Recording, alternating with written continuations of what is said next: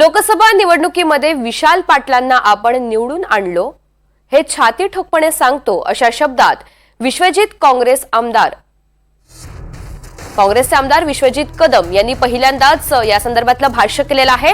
लोकसभा निवडणुकीमध्ये विशाल पाटलांचं काम केल्याची जाहीर कबुली त्यांच्याकडून देण्यात आली आहे। तसंच सांगली विधानसभा निवडणुकीमध्ये जयश्रीताई पाटलांना कुणी हितवून बंडखोरी करायला लावली हे सत्य ज्या दिवशी उघड होईल तेव्हा त्याची खैर नाही असा थेट इशारा सुद्धा विश्वजित कदमांनी दिलेला आहे।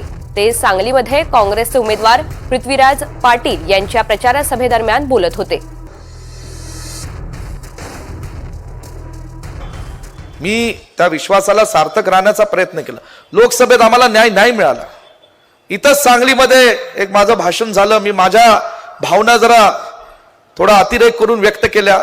लोकांना जो मेसेज मिळायचा होता मिळाला त्या भाषणानंतर। तुम्ही आज पृथ्वीराजजी सांगितलं तुम्ही विशाल पाटलांचं काम केलं। अरे काय म्हणजे केलंच ना। अरे मी सुद्धा छाती ठोकपणे सांगतो मी विशाल पाटलांना निवडून आणलं या जिल्ह्याच्या प्रत्येक विधानसभा मतदारसंघामध्ये।